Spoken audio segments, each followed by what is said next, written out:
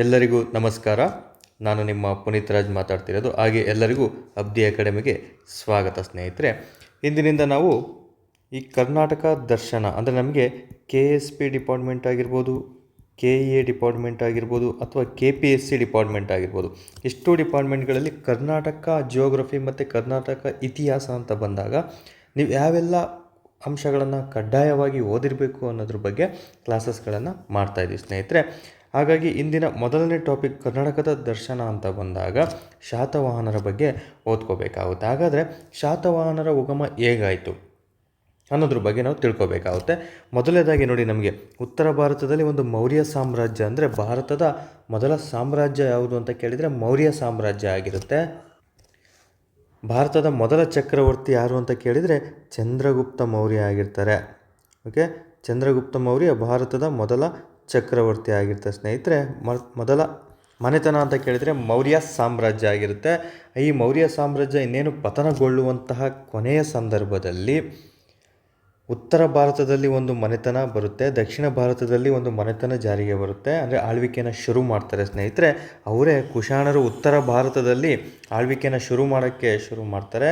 ನಂತರ ಶಾತವಾಹನರು ದಕ್ಷಿಣ ಭಾರತದಲ್ಲಿ ಆಳ್ವಿಕೆಯನ್ನು ಶುರು ಮಾಡ್ತಾರೆ. ಅಂದರೆ ಇವರು ಮೌರ್ಯ ಸಾಮ್ರಾಜ್ಯ ಪತನಗೊಳ್ಳೋದಿಲ್ಲ, ಇನ್ನೂ ಸ್ವಲ್ಪ ಕೊನೆಯ ಅರಸ ಆಳ್ವಿಕೆ ಮಾಡ್ತಾ ಇರ್ತಾನೆ. ಅಂಥ ಸಮಯದಲ್ಲಿ ಅಂದರೆ ಮೌರ್ಯರ ಸಾಮಂತ ಮನೆತನಗಳಂದರೆ ತಪ್ಪಾಗಲಾರದು.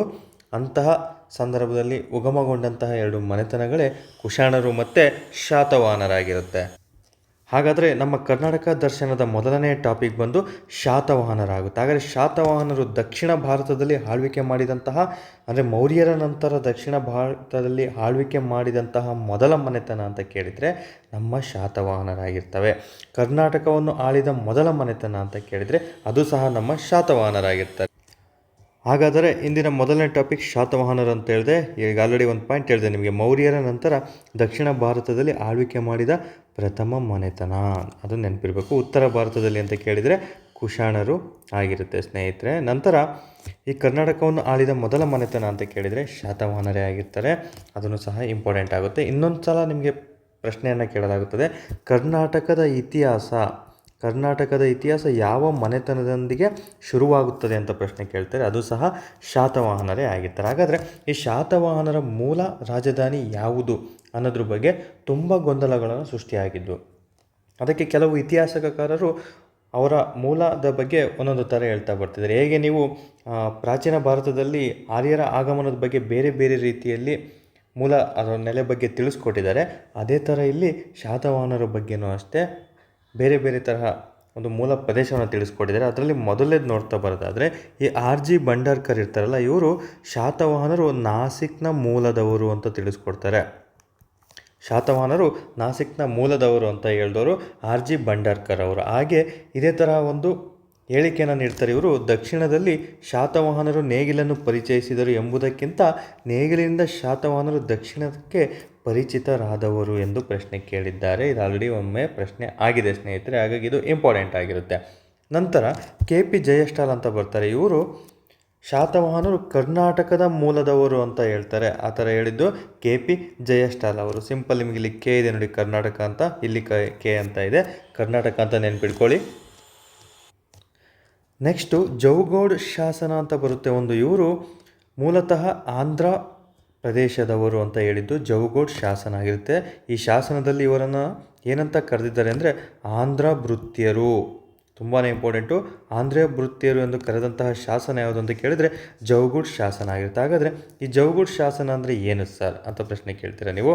ಈ ಜೌಗುಡ್ ಶಾಸನ ಅಂತ ಬಂದರೆ ಇದೊಂದು 12ನೇ ಬಂಡೆಗಲ್ಲು ಶಾಸನ. ಇದು 12ನೇ ಬಂಡೆಗಲ್ಲು ಶಾಸನ. ಹಾಗಾದರೆ ಬಂಡೆಗಲ್ಲು ಅಂದ ತಕ್ಷಣ ನಿಮಗೆ ನೆನಪು ಬರಬೇಕಂತಹ ಅರಸ ಅಶೋಕ ಆಗಿರ್ತಾನೆ. ಅಶೋಕನ 12ನೇ ಬಂಡೆಗಲ್ಲು ಶಾಸನವನ್ನೇ ಜೌಗೋಡ್ ಶಾಸನ ಅಂತ ಕರಿತೀವಿ. ಇದರಲ್ಲಿ ಶಾತವಾಹನರನ್ನು ಏನೆಂದು ಕರೆದಿದ್ದಾರೆ ಅಂತೇಳಿದರೆ ಆಂಧ್ರ ಭೃತ್ಯರು ಅಂತ ಕರೆದಿದ್ದಾರೆ. ಹಾಗಾದರೆ ನಾವು ಡಿಸೈಡ್ ಆಗಬೇಕಿಲ್ಲಿ, ಯಾವುದೇ ಒಂದು ಇತಿಹಾಸ ಅಂತ ಬಂದಾಗ ಕೇವಲ ನಮಗದು ಯಾರೋ ಹೇಳಿದ್ದನ್ನು ನಾವು ಇತಿಹಾಸ ಅನ್ನೋದಿಲ್ಲ ಸ್ನೇಹಿತರೆ. ಒಂದು ನಮಗೆ ಅದು ಶಾಸನಗಳ ಮೂಲಕ ಅಥವಾ ಹಳೆಯ ಸಾಹಿತಿಗಳ ಪುಸ್ತಕಗಳಲ್ಲಿ ಬರೆದಿರಬೇಕು, ಕೃತಿಗಳಲ್ಲಿ. ನಂತರ ಪುರಾತತ್ವ ಇಲಾಖೆ ಏನು ಕರಿತೀರಲ್ವ, ಆ ಪುರಾತತ್ವ ಇಲಾಖೆಯಲ್ಲಿ ಅದು ಮೆನ್ಷನ್ ಆಗಿರಬೇಕು. ಹೌದು, ಇವರು ಜೋಗೋಡ್ ಶಾಸನ ದೊರಕಿದೆ, ಅದರಲ್ಲಿ ಆಂಧ್ರ ವೃತ್ತಿಯರಂತ ಕರೆದಿದ್ದಾರೆ ಅಂತ ಮೆನ್ಷನ್ ಮಾಡಿದರೆ ಮಾತ್ರ ಅದನ್ನು ನಾವು ಇತಿಹಾಸ ಅಂತ ಕರಿತೀವಿ. ಹಾಗಾದರೆ ಈ ಇತಿಹಾಸದಲ್ಲಿ ನಮಗೆ ಈ ಒಂದು ಶಾಸನದಲ್ಲಿ ಶಾತವಾಹನರನ್ನು ನಾವು ಆಂಧ್ರ ವೃತ್ತಿಯರು ಅಂತ ಕರೆದಿರೋದ್ರಿಂದ ಇವರ ಮೂಲ ಪ್ರದೇಶ ಆಂಧ್ರ ಆಗಿರುತ್ತೆ. ಇಲ್ಲಿ ಆಳ್ವಿಕೆ ಮಾಡೋದಿಲ್ಲ, ಬಟ್ ಮೂಲ ಪ್ರದೇಶ ಇವರದು ಆಂಧ್ರ ಆಗಿರುತ್ತೆ. ಇವರ ಕ್ಯಾಪಿಟಲ್ ನೆಕ್ಸ್ಟ್ ಯಾವುದು ಅಂತ ಹೇಳ್ತೀನಿ ಸ್ನೇಹಿತರೆ. ಅಷ್ಟು ಅಂಶಗಳನ್ನು ನೀವು ಕಂಪಲ್ಸರಿ ತಿಳ್ಕೊಂಡಿರಬೇಕಾಗುತ್ತೆ. ನಂತರ ಟಾಲೆಮಿ ಅವರು ಇವ್ರ ಬಗ್ಗೆ ಈ ನೋಡಿ, ಶಾತವಾಹನರ ಕಾಲದ ವ್ಯಾಪಾರದ ಬಗ್ಗೆ ಉಲ್ಲೇಖಿಸಿರುವ ಗ್ರೀಕ್ ಲೇಖಕ ಯಾರು ಅಂತ ಕೇಳಿದರೆ ಅದು ಟಾಲೆಮಿ ಆಗಿರ್ತಾರೆ, ನೆನಪಲ್ಲಿ ಇರಬೇಕು. ಈ ಟಾಲೆಮಿ ಯಾವ ದೇಶದವರು ಅಂದರೆ ಗ್ರೀಕ್ ದೇಶದವರಾಗಿರ್ತಾರೆ. ತುಂಬಾ ಇಂಪಾರ್ಟೆಂಟ್, ಇದು ಸಹ ಪ್ರಶ್ನೆ ಆಗಿದೆ ಆಲ್ರೆಡಿ. ನಂತರ ಇವರ ರಾಜಧಾನಿಗಳ ಬಗ್ಗೆ ನಾವು ತಿಳ್ಕೊಬೇಕಾಗುತ್ತೆ. ಇವರೇನು ಆಂಧ್ರ ಅಂತ ಹೇಳಿದ್ನಲ್ಲ ಸ್ನೇಹಿತರೆ, ಈ ಆಂಧ್ರದಲ್ಲಿ ಇವರ ರಾಜಧಾನಿ ಬಂದು ಶ್ರೀಕಾಕುಳಂ ಆಗಿರುತ್ತೆ. ಅದನ್ನು ಕೋಟಿಲಿಂಗಲ ಅಂತ ಕರೀತಾರೆ. ಪ್ರಸ್ತುತ ಇದು ತೆಲಂಗಾಣದಲ್ಲಿದೆ. ಇದೆಲ್ಲಿದೆ ಅಂತ ಕೇಳಿದರೆ ತೆಲಂಗಾಣದಲ್ಲಿದೆ ಸ್ನೇಹಿತರೆ. ಅದನ್ನು ಸಹ ಇಂಪಾರ್ಟೆಂಟ್ ಆಗಿರುತ್ತೆ, ನೆನಪಲ್ಲಿರಬೇಕು. ನಂತರ ಇವರ ರಾಜಧಾನಿ, ಇದು ನೋಡಿ ಮೂಲತಃ ರಾಜಧಾನಿ ಅಂತ ಕೇಳಿ ಆಪ್ಷನ್ಸ್ ಇತ್ತಂದರೆ ಇದು ನೀವು ಚೂಸ್ ಮಾಡಬೇಕಾಗುತ್ತೆ. ಇವರ ಅಧಿಕೃತ ರಾಜಧಾನಿ ಬಂದು ಪೈತಾನ ಅಥವಾ ಪ್ರತಿಷ್ಠಾನ ಅಂತ ಕರಿತೀವಿ. ಇದು ಮಹಾರಾಷ್ಟ್ರ ರಾಜ್ಯದಲ್ಲಿರುವಂತಹ ಪೈತಾನ ಆಗಿರುತ್ತೆ, ನೆನಪಿರಬೇಕು. ನಂತರ ಈ ಧನ್ಯಕಟಕಂ ಅಥವಾ ಅಮರಾವತಿ ಇವರ ಎರಡನೇ ರಾಜಧಾನಿ ಆಗಿರುತ್ತೆ. ಇದನ್ನು ರಾಜಧಾನಿ ಮಾಡಿದುಕೊಂಡವನು ಯಾರು ಅಂತ ನಿಮಗೆ ಎಕ್ಸಾಮಲ್ಲಿ ಪ್ರಶ್ನೆ ಕೇಳ್ತಾರೆ. ಗೌತಮ ಪುತ್ರ ಶಾತಕರ್ಣಿ. ಏನು ನೀವು ಮುಂದೆ ಓದ್ತಿರೋ ಈ ಶಾತವಾಹನರಲ್ಲಿ ಪ್ರಸಿದ್ಧ ದೊರೆ ಗೌತಮ ಪುತ್ರ ಶಾತಕರ್ಣಿ ತನ್ನ ರಾಜಧಾನಿಯನ್ನು ಅಮರಾವತಿಗೆ ವರ್ಗಾವಣೆ ಮಾಡ್ತಾನೆ. ಆ ಅಮರಾವತಿಯ ಹಳೆಯ ಹೆಸರೇ ಧನ್ಯಕಟಕಂ ಆಗಿರುತ್ತೆ. ಇಷ್ಟು ಸಹ ಇವರ ರಾಜಧಾನಿಗಳ ಬಗ್ಗೆ ನೀವು ತಿಳ್ಕೊಂಡಿರಬೇಕಾಗುತ್ತೆ. ಟೋಟಲು 3 ರಾಜಧಾನಿಗಳು ಇವರಾಗಿರುತ್ತೆ. ಪ್ರಶ್ನೆಯನ್ನು ನೋಡಿ ಉತ್ತರಿಸಬೇಕಾಗುತ್ತೆ. ಮೂಲತಃ ರಾಜಧಾನಿ ಅಂತ ಕೇಳಿ ಶ್ರೀಕಾಕುಳಂ ಇತ್ತಂದರೆ ಉತ್ತರಿಸಬೇಕಾಗುತ್ತೆ. ಇವರ ರಾಜಧಾನಿ ಅಂತ ಕೇಳಿದರೆ ಪೈತಾನ್ ಅಥವಾ ಪ್ರತಿಷ್ಠಾನ ಆಗಿರುತ್ತೆ. ಇವರ ಎರಡನೇ ರಾಜಧಾನಿ ಅಥವಾ ಆ ರಾಜಧಾನಿ ಮಾಡಿಕೊಂಡಂತಹ ಅರಸ ಯಾರು ಅಂತ ಕೇಳಿದರೆ ಗೌತಮ ಪುತ್ರ ಶಾತಕರ್ಣಿ ಅವರಾಗಿರ್ತಾರೆ.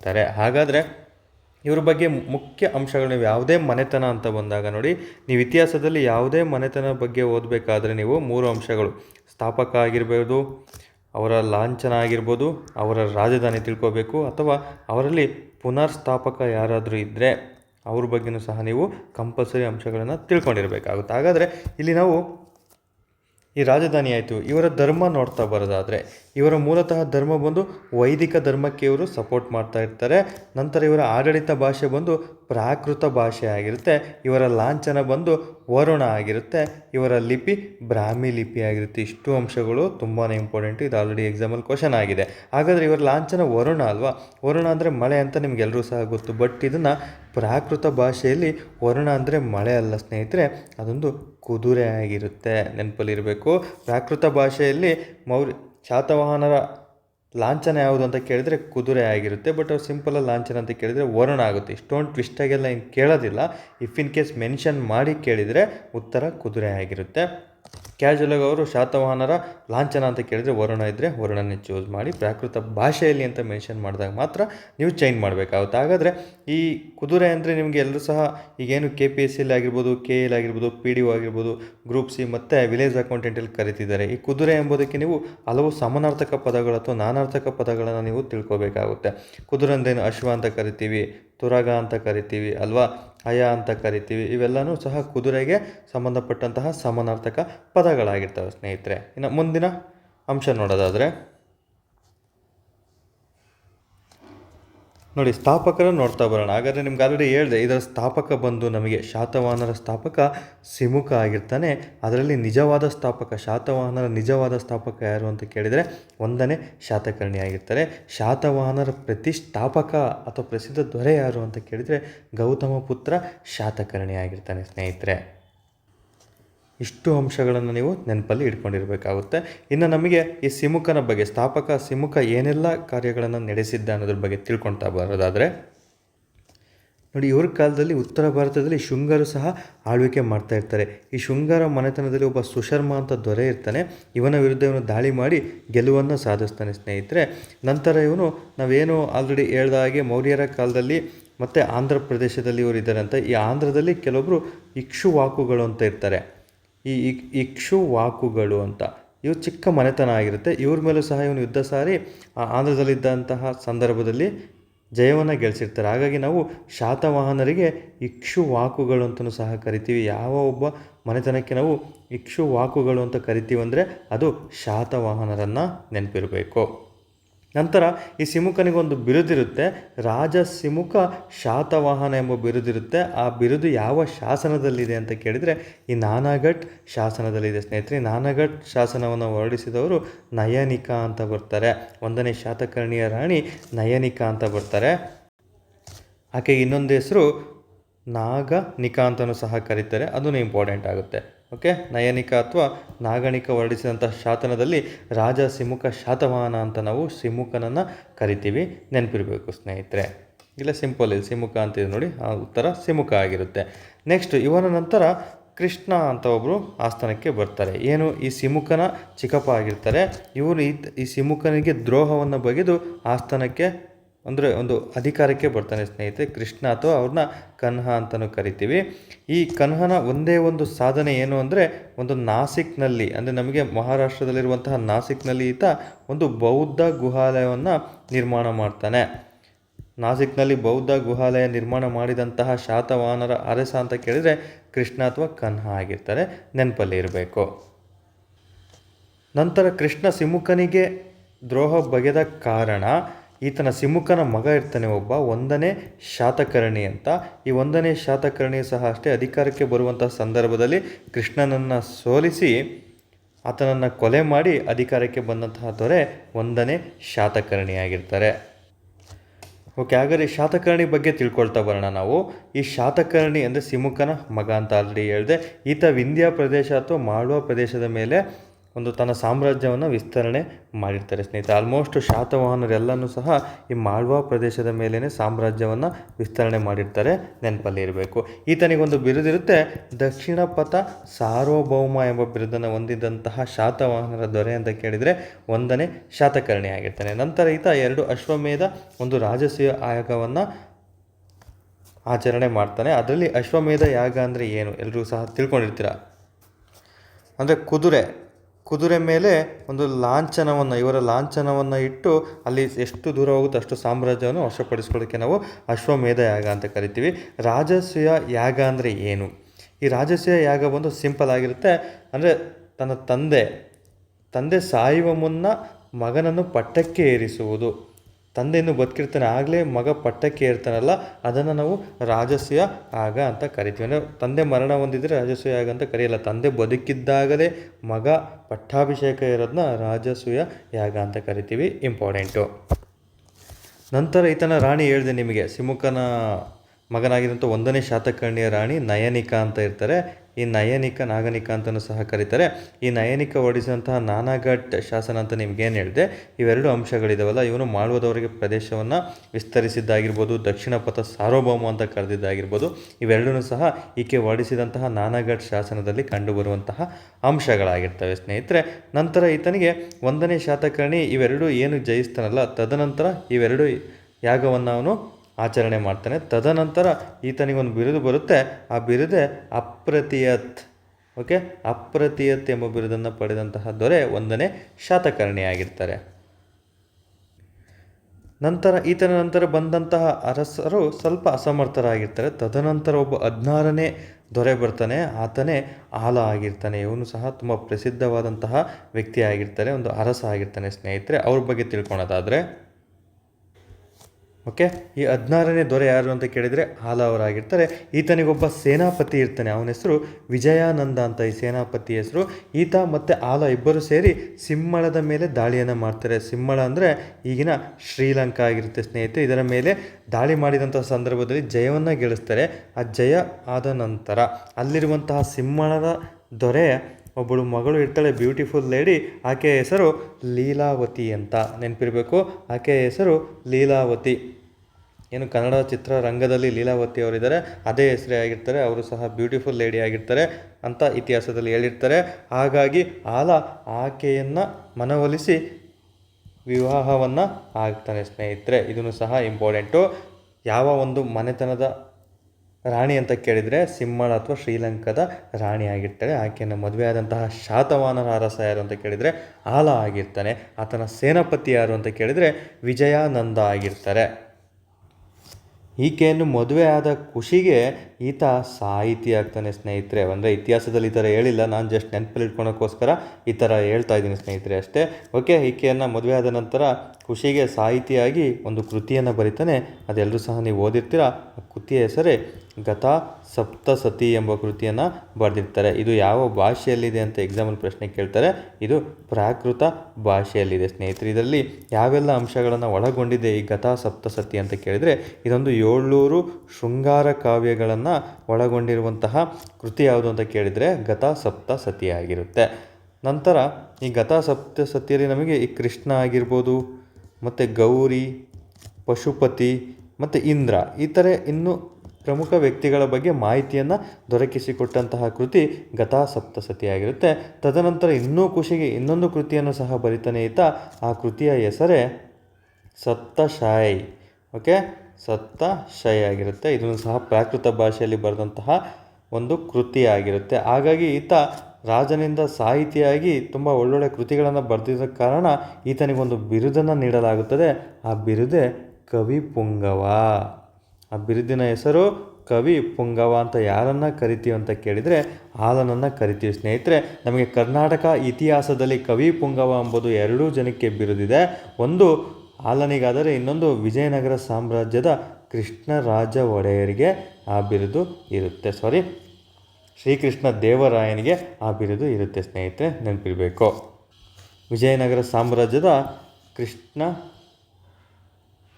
ಶ್ರೀಕೃಷ್ಣ ದೇವರಾಯವರಿಗೆ ಈ ಬಿರುದನ್ನು ಹೊಂದಿರ್ತಾರೇನು, ಕವಿ ಪುಂಗವ ಎಂಬ ಬಿರುದು. ನೆನಪಿರಬೇಕು ಸ್ನೇಹಿತರೆ. ಇನ್ನು ಮುಂದಿನ ಅರಸನನ್ನು ನೋಡ್ತಾ ಬರೋದಾದರೆ ನೋಡಿ, ಶಾತವಾಹನರನ್ನು ತುಂಬ ಜನ ಆಳ್ವಿಕೆ ಮಾಡಿದ್ದಾರೆ. ಶಾತವಾಹನ ಒಂದು ಮನೆತನವನ್ನು, ಅದರಲ್ಲಿ ತುಂಬ ಜನ ಬಂದು ಹೋಗಿದ್ದಾರೆ, ಅಸಮರ್ಥರು ಸಹ ಇದ್ದಾರೆ. ಅದರಲ್ಲಿ ತುಂಬ ಅರಸರು, ಪ್ರಸಿದ್ಧ ದೊರೆಗಳು ಸಹ ಇದ್ದಾರೆ. ಆಲನ ನಂತರ ಬಂದಂತಹ ಪ್ರಸಿದ್ಧ ದೊರೆ ಅಂತ ಕೇಳಿದರೆ 23ನೇ ದೊರೆ ಆಗಿರ್ತಾರೆ ಗೌತಮ ಪುತ್ರ ಶಾತಕರ್ಣಿ ಸ್ನೇಹಿತರೆ. ಹಾಗಾದರೆ ಈತ ಪ್ರಸಿದ್ಧ ದೊರೆನೂ ಆಗಿರ್ತಾನೆ. ಈತನಿಗೆ ಪ್ರಮುಖ ಬಿರುದುಗಳಿರ್ತವೆ. ಆ ಬಿರುದುಗಳು ಏಕೆ ಬಂದವು ಅನ್ನೋದು ನಮಗೆ ಎಕ್ಸಾಮಲ್ಲಿ ಪ್ರಶ್ನೆಗಳನ್ನು ಕೇಳ್ತಾ ಬರ್ತಾರೆ. ಅದರಲ್ಲಿ ಮೊದಲನೇ ಬಿರುದು ಬಂದು ಇವರಿಗೆ ನೋಡಿ, ಈತನಿಗೆ ಈ ಶಿಕಾರಿ ಎಂಬ ಬಿರುದು ಬಂದಂತಹ ಸಂದರ್ಭ ಎಕ್ಸಾಮಲ್ಲಿ ಪ್ರಶ್ನೆ ಕೇಳ್ತಾನೆ. ಏನು ಶಕರ ಅರಸ ಒಬ್ಬ ಇರ್ತಾನೆ ಸ್ನೇಹಿತರೆ. ಆ ಶಕರ ಅರಸ ನಹಪಾಣ ಅಂತ ಇರ್ತಾನೆ. ಆತನನ್ನು ಸೋಲಿಸಿ ಇವನು ಶಿಕಾರಿ ಎಂಬ ಬಿರುದನ್ನು ಪಡೆಯುತ್ತಾನೆ. ನೆನಪಲ್ಲಿ ಇರಬೇಕು. ನಮಗೆ ಈ ಭಾರತ ಮತ್ತು ಕರ್ನಾಟಕ ಇತಿಹಾಸ ಅಂತ ಬಂದಾಗ ಕರ್ನಾಟಕ ಇತಿಹಾಸದಲ್ಲಿ ಶಿಕಾರಿ ಎಂಬ ಬಿರುದಿದ್ದು ಗೌತಮ ಪುತ್ರ ಶಾತಕರ್ಣಿಗೆ. ಅದೇ ಥರ ಭಾರತದ ಇತಿಹಾಸ ಅಂತ ಬಂದಾಗ ನಿಮಗೆ ಏನು 2ನೇ ಚಂದ್ರಗುಪ್ತನ ಬಗ್ಗೆ ಎಲ್ಲರೂ ಸಹ ಓದಿರ್ತೀರ. ಆ 2ನೇ ಚಂದ್ರಗುಪ್ತನಿಗೂ ಸಹ ಈ ಶಕಾರಿ ಎಂಬ ಬಿರುದನ್ನು ಇರುತ್ತೆ. ಬಟ್ ಆತ ಆ ಶಕಾರಿ ಎಂಬ ಬಿರುದು ಬಂದಿದ್ದು ಅಲ್ಲಿ ಶಕರ 2ನೇ ರುದ್ರಸೇನ ಅಂತ ಇರ್ತಾನಲ್ಲ, 2ನೇ ರುದ್ರಸೇನನ್ನು ಸೋಲಿಸಿದ್ದಕ್ಕಾಗಿ ಈತನಿಗೂ ಸಹ ಶಕಾರಿ ಎಂಬ ಬಿರುದು ಇರುತ್ತೆ ಸ್ನೇಹಿತರೆ. ಅದೇ ಥರ ಅಥವಾ ಶಿಕಾರಿ ಅಥವಾ ಶಕಾರಿ ಅಂತ ಕರೀತಾರೆ. ನಂತರ ನಮ್ಮ ಕರ್ನಾಟಕದಲ್ಲಿ ಆ ಬಿರುದು ಯಾರಿಗಿತ್ತು ಅಂತ ಕೇಳಿದರೆ ಗೌತಮ ಪುತ್ರ ಶಾತಕರ್ಣಿಗೆ ಇರುತ್ತೆ. ಹಾಗಾದರೆ ಈತನಿಗಿದ್ದಂತಹ ಮುಂದಿನ ಬಿರುದು ಬಂದು ತ್ರೈ ಸಮುದ್ರ ತೋಯ ಪಿತಾಮಹ ವಾಹನ ಅಂತ ಕರೀತಾರೆ. ತ್ರೈ ಸಮುದ್ರ ತೋಯ ಪಿತಾವಾಹನ ಎಂಬ ಬಿರುದು ಬಂದಿದ್ದು ಅಂದರೆ ಈತ ತನ್ನ ಸಾಮ್ರಾಜ್ಯವನ್ನು 3 ಸಮುದ್ರದವರೆಗೆ ವಿಸ್ತರಿಸಿರ್ತಾನೆ. ಹಾಗಾಗಿ ಈತನನ್ನು ತ್ರೈ ಸಮುದ್ರ ತೋಯ ಪಿತಾವಾಹನ ಅಂತ ಕರೀತಾರೆ. ನೆನ್ಪಿಟ್ಕೋಬೇಕು, 3 ಸಮುದ್ರ.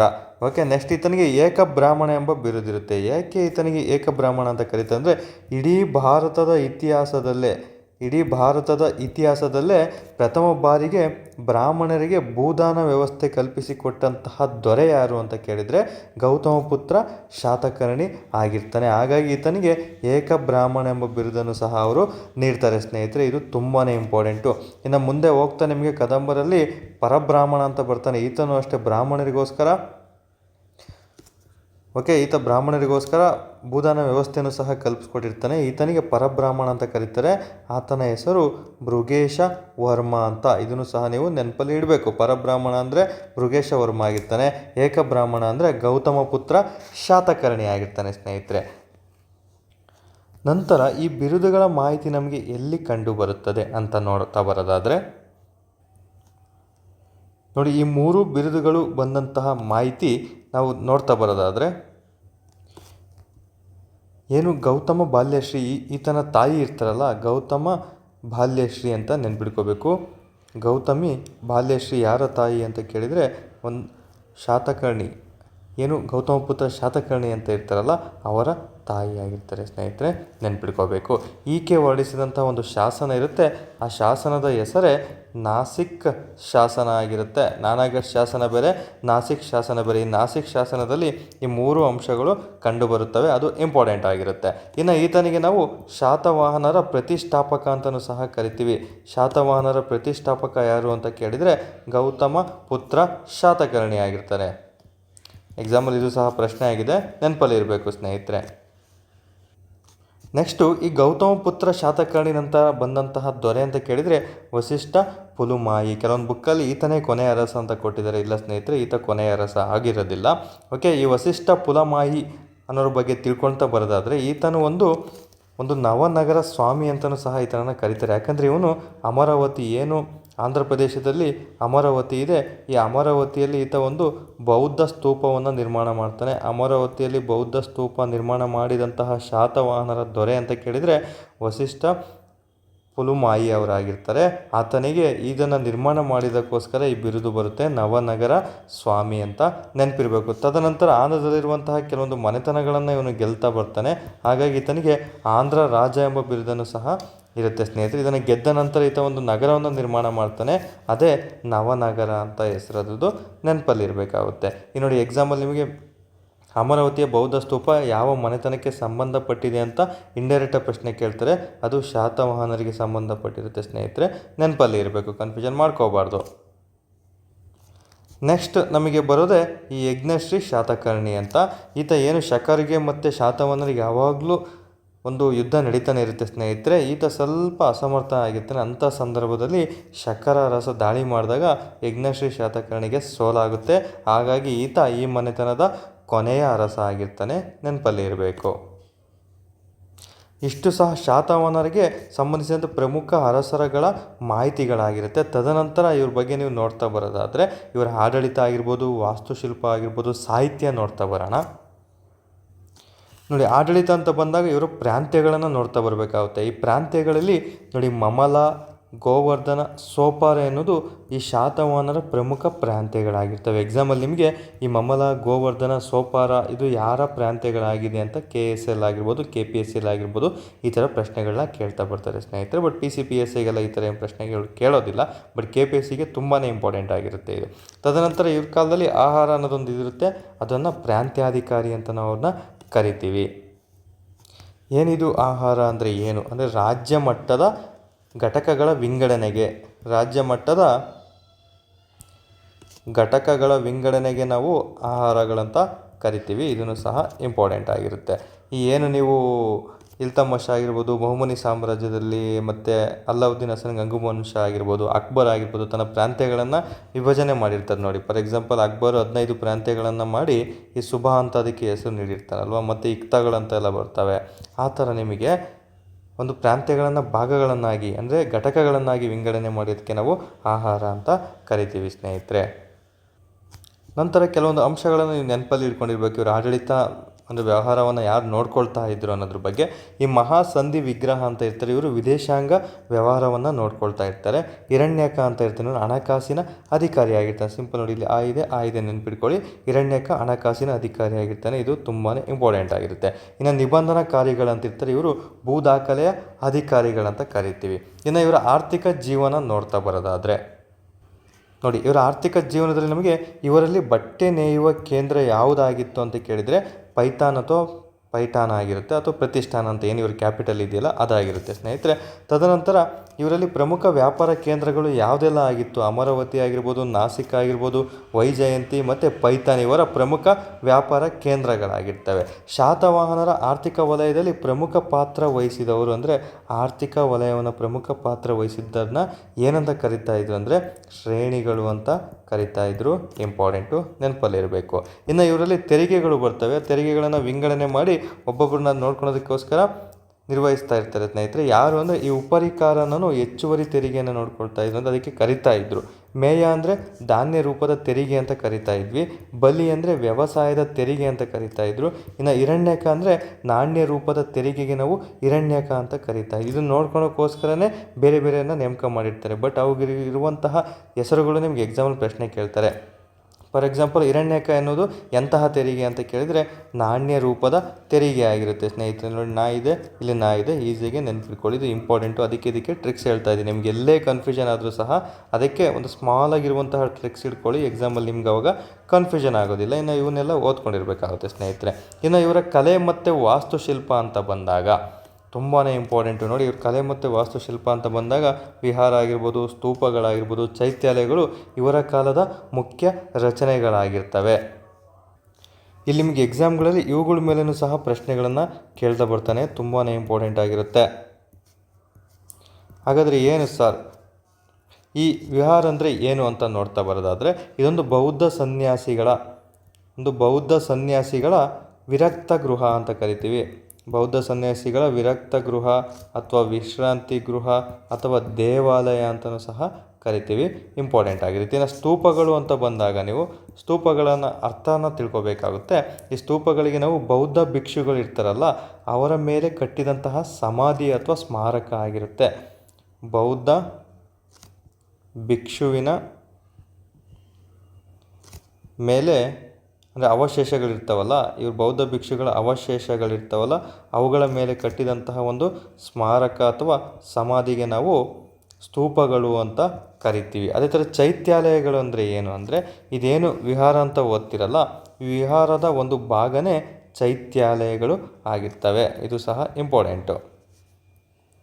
ಚೈತ್ಯಾಲಯಗಳು ಅಂದರೆ ವಿಹಾರದ ಒಂದು ಭಾಗ ಆಗಿರುತ್ತೆ ಸ್ನೇಹಿತರೆ. ಇದನ್ನು ಸಹ ನಮಗೆ ಎಕ್ಸಾಮಲ್ಲಿ ಪ್ರಶ್ನೆ ಕೇಳಲಾಗುತ್ತದೆ. ಇವುಗಳು 3 ಅರ್ಥಗಳನ್ನು ನೀವು ಕಂಪಲ್ಸರಿ ತಿಳ್ಕೊಂಡಿರಬೇಕಾಗುತ್ತೆ. ಹಾಗಾದರೆ ಈ ಚೈತ್ಯಾಲಯಗಳಲ್ಲಿ ಪ್ರಮುಖ ಚೈತ್ಯಾಲಯಗಳು ಬರ್ತವೆ. ಅವುಗಳು ಯಾವುವು ಅಂದರೆ ಕಾರ್ಲೆ, ಅಜಂತ ಮತ್ತು ಕನೇರಿ ಅನ್ನೋದು ಏನು ಅಂತ ಎಕ್ಸಾಮಲ್ಲಿ ಪ್ರಶ್ನೆ ಕೇಳ್ತಾರೆ. ಇವು ಶಾತವಾಹನರ ಕಾಲದ ಪ್ರಮುಖ ಚೈತ್ಯಾಲಯಗಳು ಆಗಿರ್ತವೆ. ಹಾಗಾದರೆ ಇದರಲ್ಲಿ ಅತಿ ದೊಡ್ಡ ಚೈತ್ಯಾಲಯ ಯಾವುದು ಅಂತ ಕೇಳಿದರೆ ಈ ಕಾರ್ಲೆ ಅಂತ ಓದ್ತಿರಲ್ಲ, ಈ ಕಾರ್ಲೆ ಅನ್ನೋದು ಶಾತವಾಹನರ ಕಾಲದ ಅತಿ ದೊಡ್ಡ ಚೈತ್ಯಾಲಯ ಆಗಿರುತ್ತೆ. ನೆನಪಲ್ಲಿ ಇರಬೇಕಾಗುತ್ತೆ. ತದನಂತರ ಅಜಂತದ 9ನೇ ಮತ್ತು 10ನೇ ಗುಹೆಗಳಲ್ಲಿ ಇವರ ಕಾಲದ ಚಿತ್ರಗಳನ್ನು ನಾವು ಕಾಣ್ತಾ ಬರ್ಬೋದು. ಯಾಕಂದರೆ ಅಜಂತದಲ್ಲಿ ತುಂಬ ಗುಹೆಗಳಿದ್ದಾವೆ. ಅದರಲ್ಲಿ ಸ್ಪೆಸಿಫಿಕ್ಕಾಗಿ 9 ಮತ್ತು 10ನೇ ಗುಹೆಗಳಲ್ಲಿ ಇವ್ರ ಕಾಲದ ಚಿತ್ರಗಳನ್ನು ನಾವು ನೋಡ್ತಾ ಬರ್ಬೋದು ಸ್ನೇಹಿತರೆ.